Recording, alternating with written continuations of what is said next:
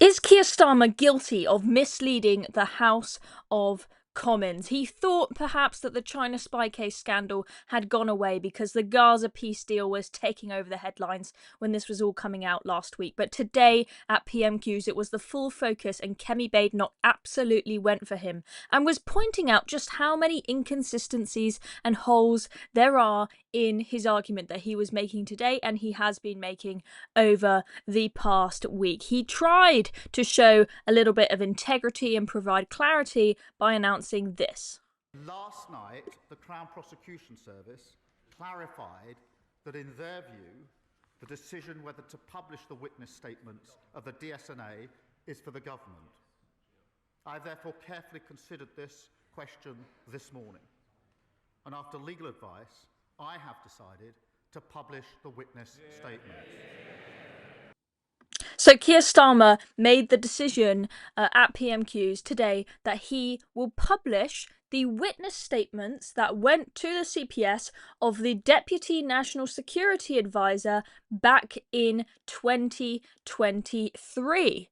Now, if those come out, will that mean that the story's finished? And we completely understand that this was all the Tories' fault for not designating China as a threat properly, and it had nothing to do with Starmer.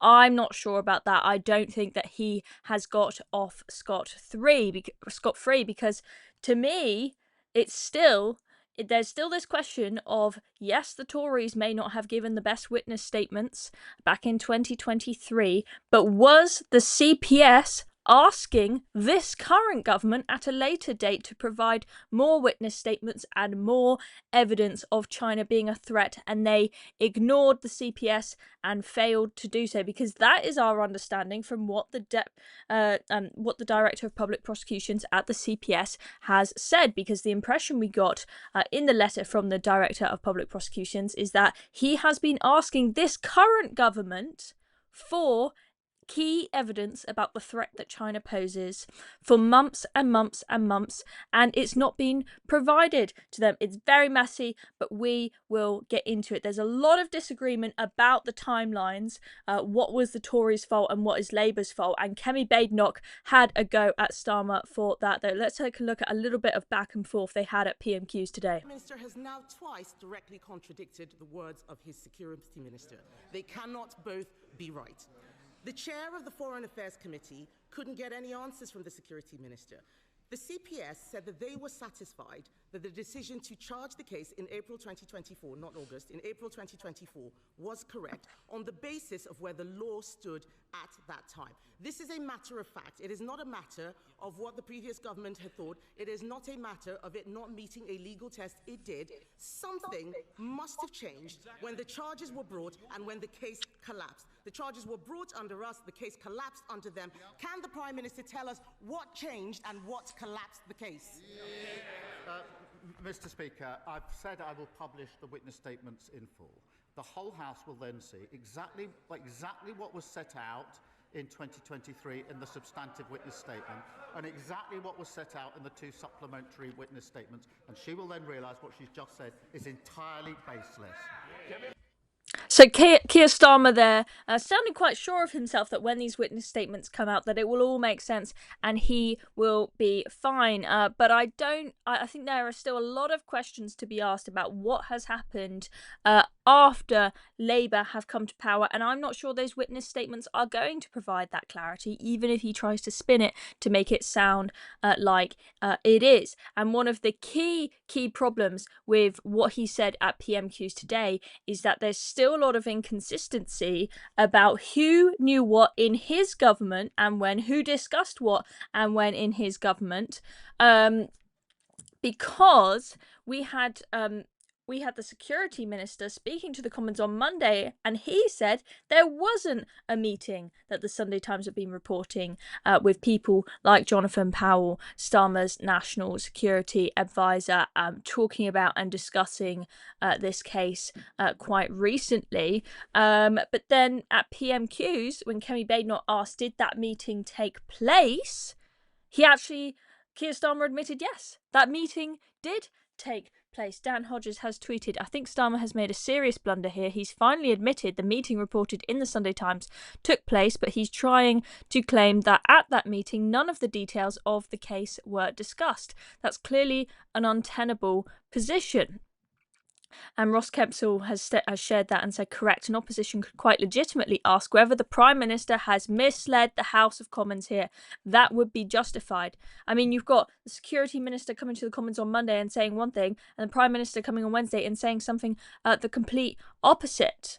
Okay, and the idea, if this meeting did take place, as Starmer has admitted, the idea that nobody in that room knew the details of this case, they're discussing a case without knowing any of the details, I mean, that is for the birds, because Keir Starmer has been telling us on this case, my government has had nothing to do with it, none of the ministers in my government, nobody in Number 10 knew anything about this case. And they tried to throw the Deputy National Security Advisor under the bus and said, this is the only guy who knew about it, and he didn't tell any of us about it, he didn't tell the National Security Advisor, and he didn't tell the Prime Minister, as if we're going to believe that. So just a little bit of context. Dan Jarvis, the Security Minister, said Matthew Collins, that is the Deputy National Security Advisor, was responsible for providing evidence about 2 alleged spies accused of passing information to Beijing, rather than Jonathan Powell, Starmer's National Security Advisor. So just to clarify, Dan Jarvis is the Security Minister, whereas Jonathan Powell is a SPAD who is the National Security Advisor, and Matthew Collins is Jonathan Powell's deputy. That is my understanding. I know it's complicated. The case against teacher Christopher Cash and former parliamentary researcher Christopher Berry collapsed last month after the CPS claimed the government did not provide evidence China is a threat to the UK. And to me, that CPS letter from the Director of Public Prosecutions, when they refer to the government, seem to be referring to this government, the Labour government. And Mr Jarvis, the Security Minister, told the House of Commons on Monday that Mr Collins didn't hand over statements, and the National Security Advisor, Jonathan Powell, had not seen them. So Dan Jarvis, the Security Minister, trying to make out there Starmer didn't know about this, the National Security Advisor did not know about this, and the lack of evidence being handed to the CPS that needed to be handed over. And that all sounds a bit fishy, right? If it is the case that they did all have this meeting and discuss this case without knowing anything about it. And Kemi Badenoch went for Starmer on this. Wait till you hear Starmer's response. He has not answered any questions. On Monday, Mr. Speaker, on Monday, the Security Minister repeatedly told the House that ministers did not take decisions, that it was the Deputy National Security Advisor who had full freedom. Is the government seriously saying that only one man, the Deputy National Security Advisor, had anything to do with this failure? Is he seriously saying that the Deputy did not discuss with the National Security Advisor, did not discuss with the Home Secretary or with anyone in Downing Street? Is the Prime Minister seriously saying that? Yes. That is insane, suggesting that the Deputy National Security Advisor knew all about this case, was responsible for giving the evidence, and he just didn't tell anybody about this. And I'll tell you why that idea is for the birds, because this is the description of the role of the Deputy National Security Advisor and who they have to talk to. Ross Kempsall has put this up. He says the Deputy National Security Advisor deputises for the National Security Advisor as the Secretary for the National Security Council. This is a group of ministers who meet every single week. Below is the composition of the National Security Committee. Who have we got? We've got Keir Starmer, Angela Rayner. That's probably slightly outdated, but you get the point. Rachel Reeves, Yvette Cooper, John Healey, Lord Hermer, David Lammy. What a talented group of people. But regardless, he should have been talking to all of these people every single week about what is going on, what he's dealing with. The idea that this man is responsible, or at least in part, for the collapse of this spy case and was responsible for giving the appropriate evidence, and he didn't tell any of these people, is a little bit is a little bit mad. And Ross says here, there's no way that the DNSA, an official, has the ability to unilaterally decide not to proceed with an espionage prosecution. There's no way that the DNSA would ever do so. They don't have the authority to do so. It's not within the scope, as they say. There is no way that the DNSA would fail to share the relevant information about this case with ministers. For example, those on the NSC. There is no way that Keir Starmer was not aware and involved in the government's effective decision not to pursue the case by failing to assist the CPS.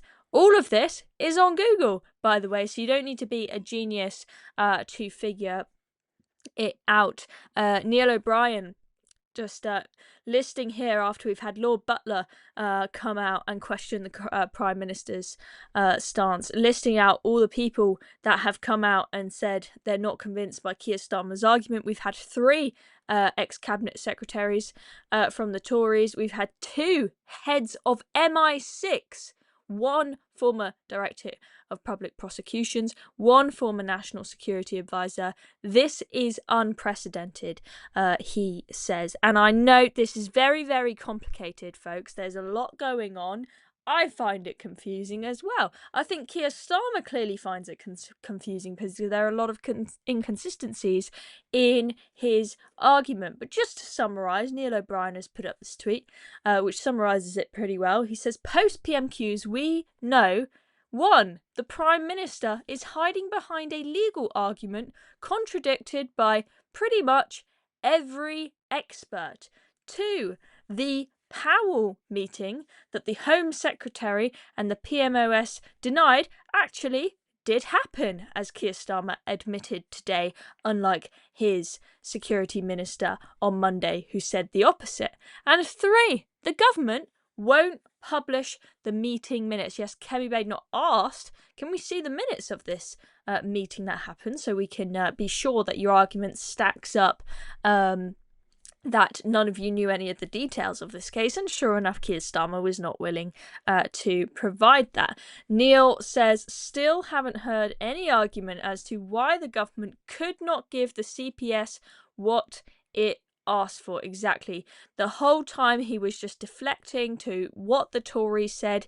He quoted speeches from both Kemi Badenoch and James Cleverly, both of which have clarified that Keir Starmer literally just cherry-picked short lines out of their speeches and missed out the other parts of their speech, of the same speeches, where they said that China is a threat. He is clutching at straws, Keir Starmer. This is going to be big if it is found out that he has misled Parliament, and that is officially investigated. This is not a good look. We'll see what happens to Jonathan Powell, the National Security Advisor. Will Keir Starmer sack him and throw him under the bus to try and blame him for this? It's becoming very, very clear that in one way or another, at least the way I see it, there's no way that they haven't told some lies here. We'll see what happens when the witness statements come out, but I don't think that that is going to stop them from having any responsibility for wrongdoing here. Anyway, I'm Chloe Dobbs. That is the latest